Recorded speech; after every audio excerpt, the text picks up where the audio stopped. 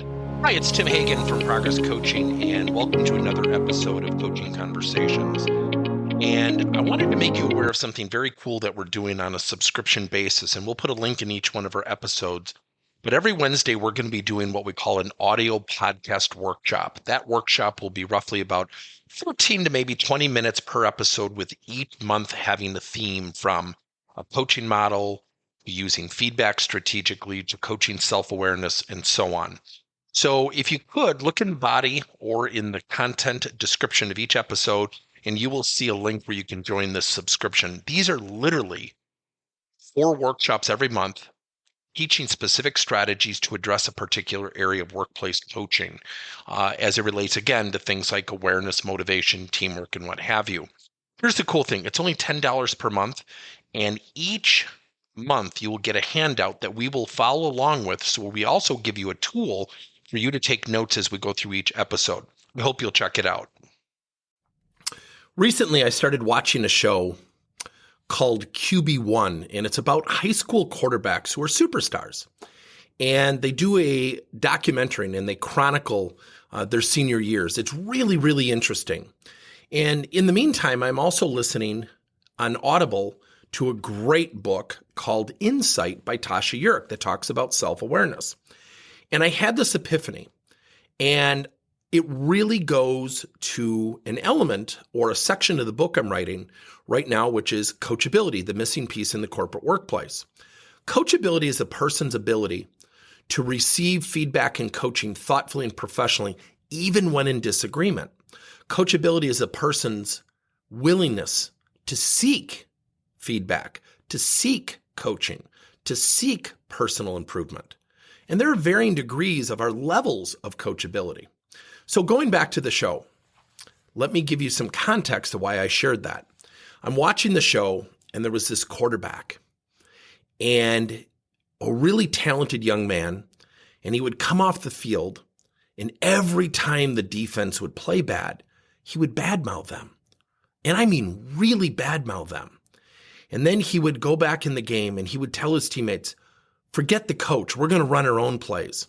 And his father was a coach. And he turned to his dad and said, I'm running my own stuff. He said, this is ridiculous. And his father literally looked at him and said, you do what you've got to do. Now, this year, I finally retired from coaching volleyball. I don't know if I'll ever coach again. Been doing it on and off for about 30 years. Love it. Love the kids. Love coaching with young men who I teach how to coach teams. I mean, it's been a blast. I just want to do some other things. And this year, my final year, I had a kid try to put himself back into a volleyball match because he was mad he was taken out. And I thought about the show that I was just illustrating, QB1, where the dad looked at his son and said, you got to do what you got to do, and promoted undermining his coach. And I thought to myself, my gosh, what kind of teammate is this guy going to be? Because he better just fill out an application for the CEO job right away. Because he's been endorsed to undermine the team. He's been endorsed to undermine the boss, the head coach. His father was not the head coach. It was amazing to me. So I go back to my volleyball match, and I ran down to the ref. I said, he is not going in. If you need to give us a red card, take away point, I'm fine with that. Do whatever you want to do. This guy comes to the score table again. He will not enter the game tonight. The ref goes, you got it, coach, because I know the officials. And he said, well, I was just mad because you took me out. And I said, I don't care what you were mad about. What you just did represented everything we are not about in this program. So in this volleyball program that I started and ran with a good buddy of mine, Damien, we talk about we versus me. If you are not thinking about your teammates, if you're not thinking about we, you're thinking about me. And me stands for my ego. That's a decision you will make every day in practice and the way you conduct yourself during matches. And as he began to complain on the bench, one of his teammates turned to him and said, would you do me a favor and just shut your mouth? You have no right to do that. None of us do. And I turned around and I looked at him and I said, now that's great leadership. Now this is a classmate, a kid his own age. He's speaking up. That's not an easy thing to do for a high school boy. So I looked at this young man who spoke up, and I pulled him aside and I said, I want to tell you, people who speak up have character and courage. And I thought you did it fairly professionally, but I knew you had a little anger behind you. It may behoove you to sit down with him after the match and take a walk with him and share with him why you did that, which he did. The young man had come back to me and apologized, yet the varsity coach who took over for me came out of the stands and later said to me, what was that about? Because he was watching from a distance, and I told him. And he said, I'm just amazed that a kid would put himself back in a match and would literally bring it upon himself to put him ahead of other people. So I looked at him and I said, after the match, I said, why did you do that? He said, I was angry. And I said, so let's make a team rule. Everybody can do that. He literally said, okay. I said, so when that happens, a kid can come in for you. And he goes, well, wait a minute. I said, so I take it we're still at that me stage. And the kid went red. I said, look, you're a sophomore. You want to make varsity. Do you think your behavior tonight helped you or hurt you? He said, it probably hurt me a lot. I said, okay, great. I appreciate your candor. I appreciate your honesty. I said, it's tough being honest. And I walked away. He said, well, what do we do? I said, there's nothing to do. It's over. What's done is done. I don't pick the varsity team. And I know I got that kid thinking. So I'm watching the show QB1 last night.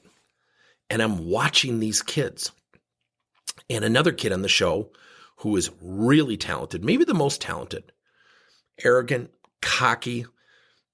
His parents had a pretty good handle on him. And right before the playoffs, he got suspended for 30 days for disciplinary reasons. Here is unbelievably the amazing thing that occurred.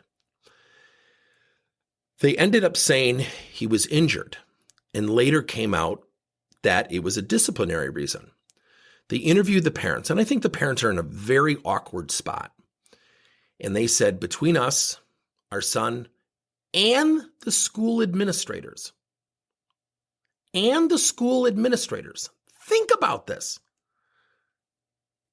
We believed it was in the best interest to tell people he was injured. So essentially, the kid did something wrong, got penalized, so we're going to lie about it and cover it up.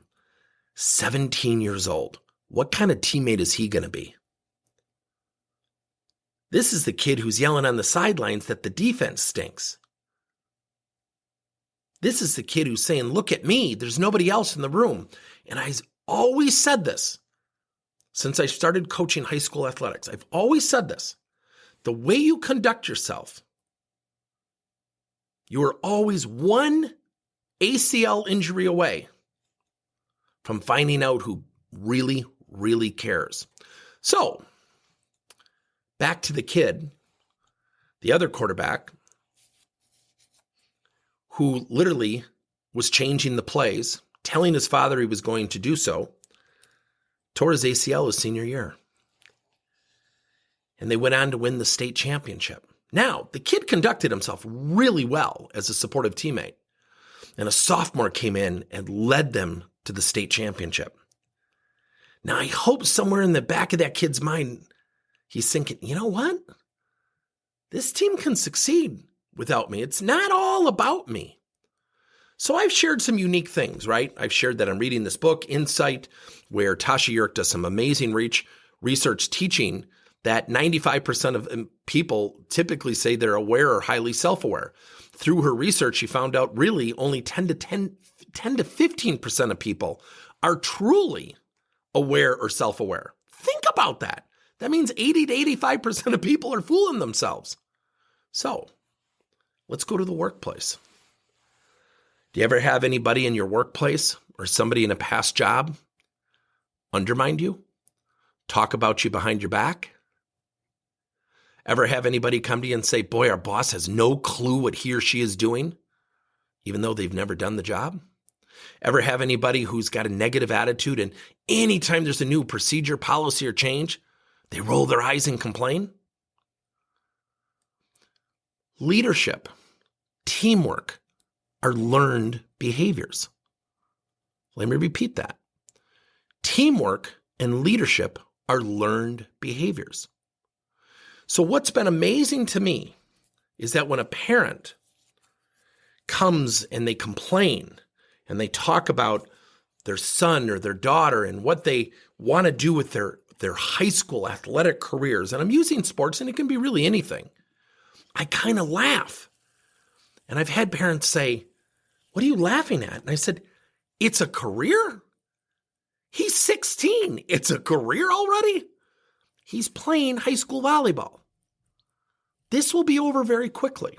So I want to finish with a great story. We have a kid in our program that really junior year, had a good junior year, was okay.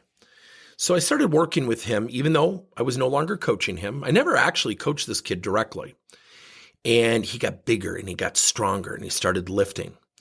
And our biggest concern was his ability to work well with his teammates. Maybe fair, maybe unfair. And he became good. And I mean quickly became good, like first or second team all-state good. And so the varsity coach did something really interesting. He paired the seniors up with incoming freshmen. So we had our 5 open dates and we were practicing and we mixed the teams. And the number one thing he said to the seniors was, "You have to celebrate and cheer and go nuts for these freshmen." And it was 5 of the most fun days of volleyball I've ever experienced. Fast forward, senior year, they lost in the semifinals or regionals. And I got a text from this kid saying, "I want to thank you for everything you've done for me. Thank you for getting me into this club, which is the most prestigious club in Wisconsin. Thank you so much for working with me on the weekends and in the early mornings, helping me become better. I can never thank you enough. You've actually changed my life." He sent the same type of text to the varsity coach. Now, I might be slighting this kid. He would not have been my first choice to say that kid will send a text like that. And what we focused with him on, be a great leader. You're a senior, be a great leader. And the team was losing. I think it was 11-2 in the final set. It's up to 15. The writing's kind of on the wall. That's an insurmountable lead. And he's in the huddle. "Guys, we can do this. We can do this."